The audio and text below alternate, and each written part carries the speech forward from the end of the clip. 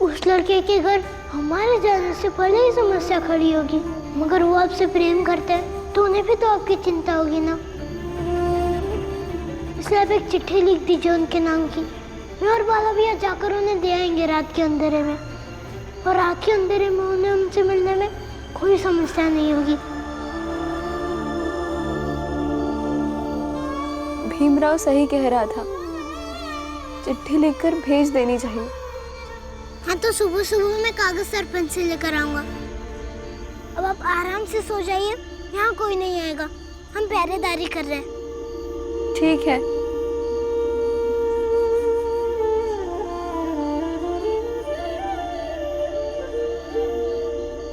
महाराज, वो औरत बोल सकती है, लेकिन हमसे झूठ कहा गया कि वो गूंगी है। इसमें अचंभित होने वाली कोई बात नहीं है। सत्य और मिथ्या कोई भी व्यक्ति कभी भी बोल सकता है। जैसे कि तुम मिथ्या बोल रहे हो। नहीं महाराज, कि तुम वहां इस बात का पता लगाने गए थे कि वो लड़की बोल सकती है कि नहीं, बल्कि तुम्हें तो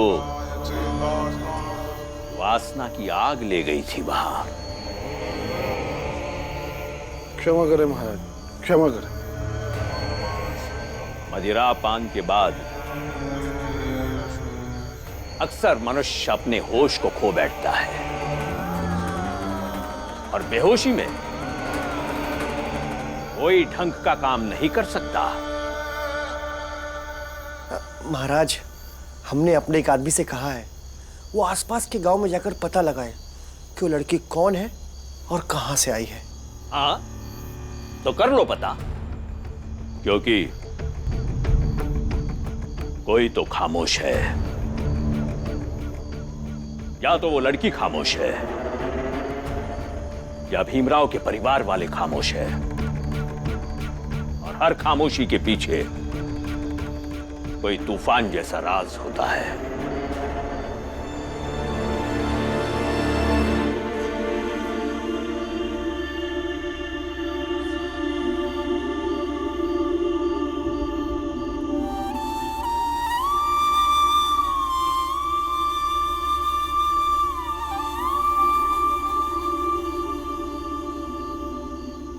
आई गो,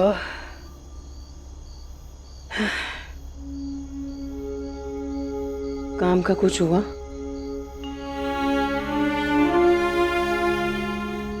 आधे लोग तो जात के कारण काम नहीं देते और आधे लोग महाराज के डर से नौकरी नहीं देना चाहते। लेकिन भीमा भाई, तुम चिंता मत करना, काम मिल जाएगा। एक बार सेठ जी ने बताया था कि गोरेगांव के पास कुछ काम है, कल वहां जाकर देखता हूं। लेकिन वो जगह तो बहुत दूर है यहाँ से। हाँ, लेकिन मर्द के लिए वो हर एक जगह नजदीक लगनी चाहिए जहां उसे रोजी रोटी मिले।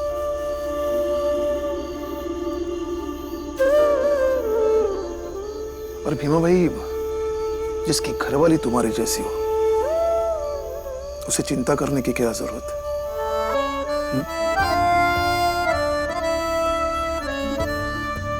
जा, तुम सो जाओ, मैं बच्चों के साथ पहरेदारी करता हूँ। आप भी थक गए होंगे ना? हाँ, लेकिन आप नहीं मानेंगे। जाइए। एक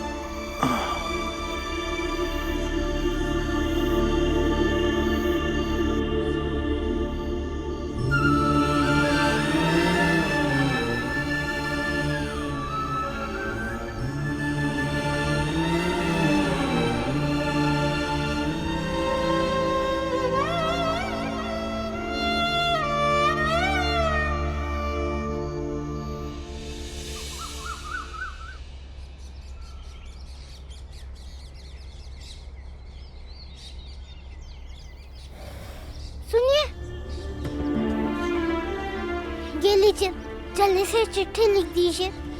किसको देना है उसका नाम और पता भी लिख दीजिए, मैं जाकर उन्हें दे आऊंगा। लेकिन मैं कैसे लिख सकती हूँ? लड़कियों को पढ़ना लिखना कहाँ आता है?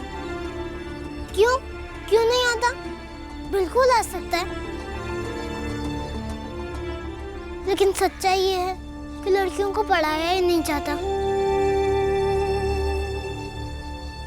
खैर आप बोलिए, मैं लिख देता हूँ। ठीक है।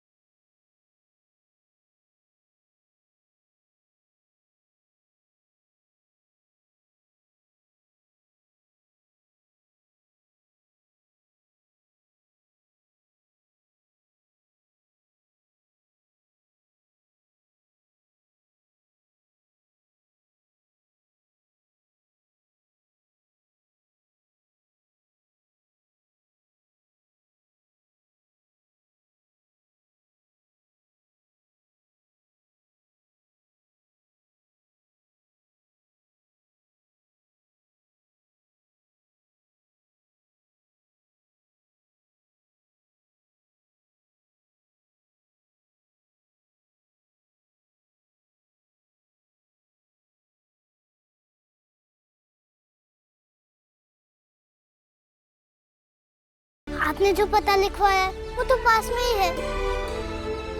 मैं और बाला भैया जाकर दे आएंगे। रुको,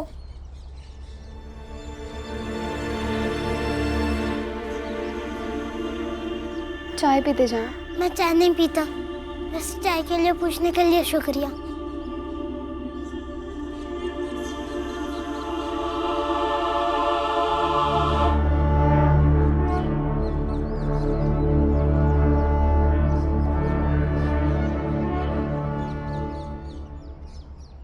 भाव भाव भाव, सुनिए सुनिए।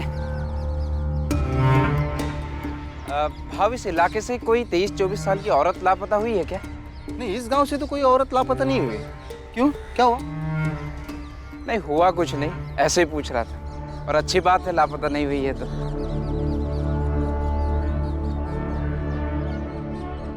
बाला भैया, हमें इस बात का ध्यान रखना होगा कि उस लड़के के घर हम जब भी पहुंचे, मगर उस लड़के के घर हमें रात में ही जाना होगा। हाँ, और मैंने रात के लिए कंबल भी ले लिए और आई ने रास्ते के लिए खाना भी दिया है।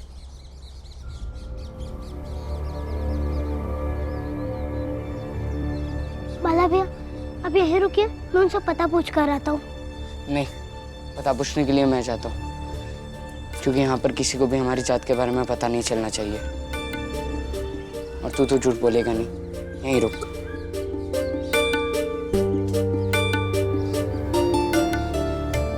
काका, हमें टेकरी गांव जाना है, अब रास्ता बता सकते हैं?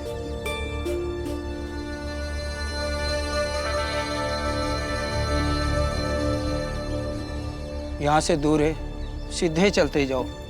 आगे कुछ देर बाद एक तालाब आएगा, उस तालाब से बाएं मुड़ जाना और आगे किसी से पूछ लेना।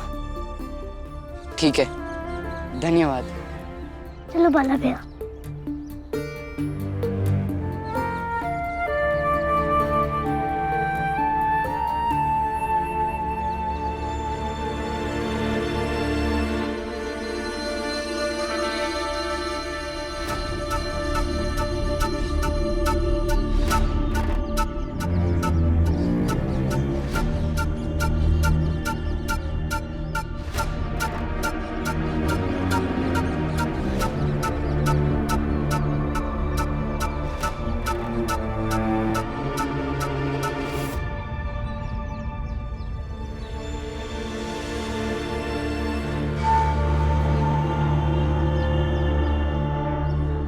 भाव, आपके इलाके से कोई औरत लापता हुई है क्या? नहीं? लीजिए, धन्यवाद भाव।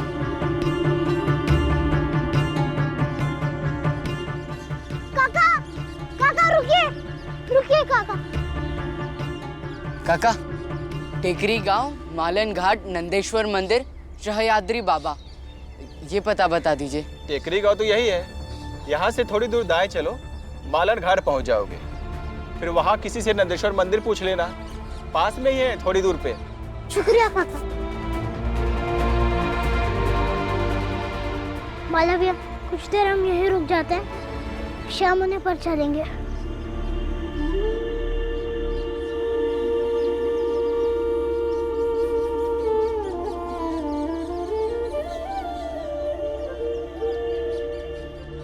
हाँ, एक उड़ती उड़ती खबर आई तो है, एक लड़की गायब हुई है यहाँ से कुछ दूरी पे टेकरी गांव। आप वहाँ जाइए, शायद आपको वहाँ मिल जाए। ठीक है, धन्यवाद भाव। धन्यवाद बाबा। यहाँ से सामने एकदम। पहुँचते पहुँचते शाम हो जाएगी। सेठ जी से और पैसे मांगूंगा, बहुत मेहनत लग रही पता करने में।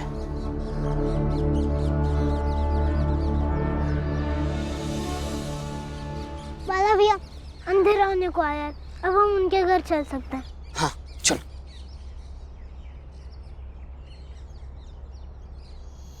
भाऊ, इस इलाके से कोई लड़की, मेरा मतलब 23-24 साल की औरत लापता हुई है। चलो मेरे साथ। एक विधवा लड़की को नहीं संभाल सके तुम दोनों। पड़ोसी गांव के लड़के के साथ आधी रात को भाग गई और तुम दोनों को पता तक नहीं। हमें पता नहीं था, वरना गला दबा के मार देते अपनी बेटी को। अरे शुक्रगुजार रहो ईश्वर का, तुम्हारी लड़की जिस लड़के के साथ भागने वाली थी ना, उसे उसी के गांव वालों ने पकड़ लिया और तुम्हारी लड़की तक पहुंचने से पहले उसे मार के फेंक दिया। लेकिन अब सवाल ये है कि जब लड़का लड़की तक पहुंचा ही नहीं तो लड़की गई कहां?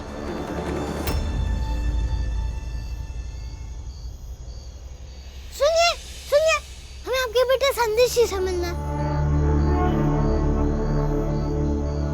बताइए ना, कहाँ है आपका बेटा? कुछ लोगों ने मारकर फेंक दिया उसे।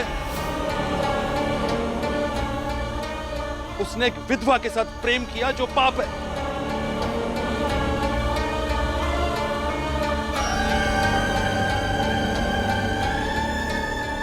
और इसलिए मरने से पहले हमारा उसका रिश्ता टूट गया। अब तुम लोग जा सकते हो। आपके बेटे ने कोई पाप नहीं किया था, बस इस समाज ने सबके मन में ये भर दिया है कि विधवा से प्रेम नहीं किया जा सकता।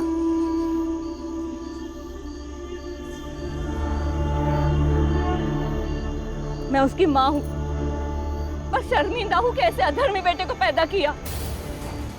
बहुत अच्छा हुआ जो समाज वालों ने उसे मार डाला, नहीं तो शायद मैं ही उसे अपने हाथों से मार डालती। आप लोग जा सकते हैं, जाइए। अरे चलो बाला भैया, हमें जो पता करना था हमने कर लिया, चलो।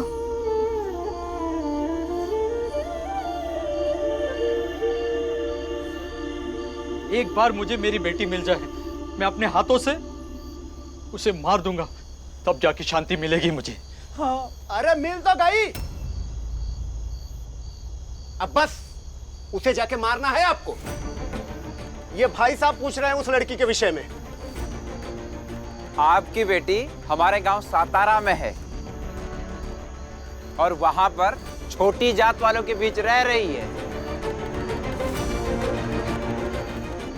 आप लोगों का ये मोहल्ला तो बड़ी जात वालों का लग रहा है। अभी हम सब चलकर उस धर्मनाशी और पापन विधवा को मार डालते हैं। चलो। ठहरो ठहरो, आप लोग ठहरो सब लोग। जब पाप इन्होंने और इनकी बेटी ने किया है तो प्रायश्चित भी यही करेंगे। तुम कहते थे ना कि अपनी बेटी को मार डालूंगा, तो जाओ अपनी बेटी को मारो। और अगर तुमने ऐसा किया तो हम सब गांव वाले मिलकर तुम्हारा भव्य स्वागत करेंगे, और अगर नहीं तो हम सब गांव वाले मिलकर तुम्हारा घर बार सब मंदिर में दान कर देंगे और सब मिलकर तुम्हारा सामाजिक बहिष्कार कर देंगे। हाँ, बहिष्कार कर देंगे तुम्हारा।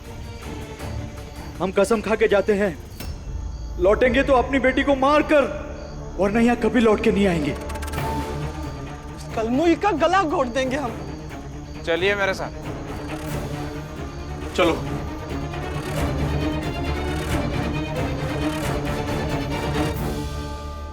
मार डालेंगे उसे। उसने जो पाप किया है उसका एक ही प्रायश्चित है। अरे समाज में मुंह दिखाने लायक नहीं छोड़ा उसने, ना ही हमारे धर्म का ख्याल किया है। ऐसी कलंकिनी बेटी भगवान किसी को ना दे। आज की रात उसकी आखिरी रात होगी।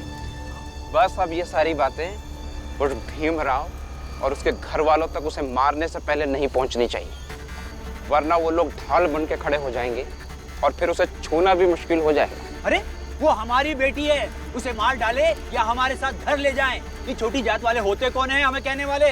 उनका क्या हक बनता है हमारी पापन बेटी पर? हाँ, आपकी बात सही है, हक कुछ नहीं बनता है, लेकिन यही तो समस्या है उस परिवार की। है छोटी जात के, लेकिन बड़ी जात वालों के हर काम में टांग अड़ाते हैं। और सबसे ज्यादा बदमाश तो छोटा वाला भीमराव है। अरे टांगे तोड़ के ना फेंक दूं मैं उस भीमराव की। हाँ, हाँ? चलिए।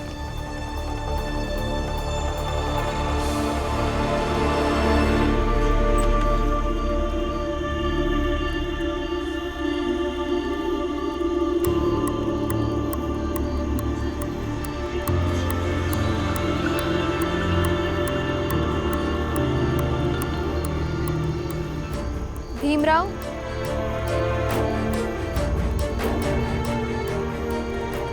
भीमराव,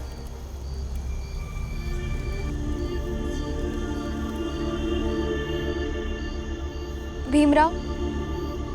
विवाह आया नहीं अब तक, लेकिन आप चिंता मत कीजिए, आ जाएगा। बाला है उसके साथ, आ जाएंगे दोनों। हाँ, किसी चीज की जरूरत हो तो बता देना। नहीं, बस थोड़ी परेशान हो रही हूँ। पता नहीं संदेश मिला भी या नहीं।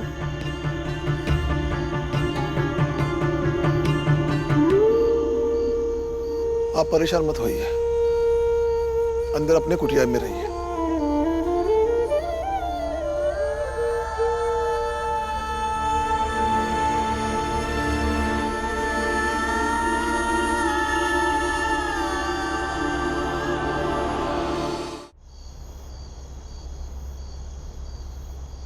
मामी, भीम हमेशा से ऐसी है क्या?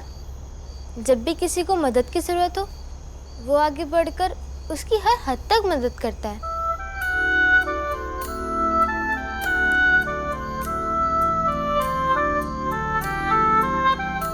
हाँ, ऐसा ही है विवा। कहता रहता है कि जीवन हर किसी के लिए होना चाहिए। बाप हूं उसका,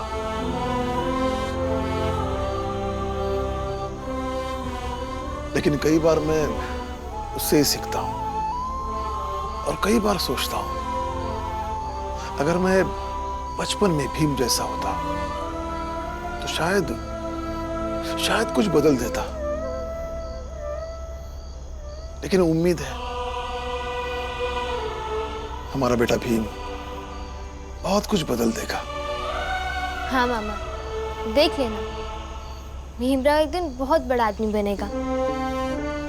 और सच कहूँ तो मैं सोचती हूँ अगर मेरा घर नहीं जलाया होता तो मैं आप लोगों से, भीमराव से कभी मिल नहीं पाती। और भीमराव से मिलना मेरे लिए किस्मत की बात है।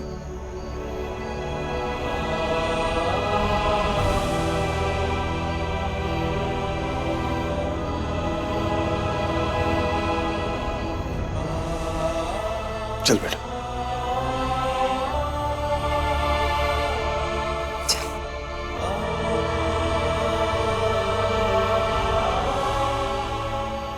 भीम, ये तो उस लड़की के लिए बहुत अजीब स्थिति हो गई। अब ना ही उसके घर वाले उसे स्वीकार करेंगे, और जिसके भरोसे उसने अपना घर छोड़ा था वो तो अब इस दुनिया में ही नहीं रहा। अब उसका क्या होगा? बाला भैया, कुछ तो होगा और अच्छा ही होगा। बाबा और गुरुजी दोनों कहते हैं कि हर समस्या का हल है। दुनिया का कोई भी ताला बिना चाबी का नहीं बनता।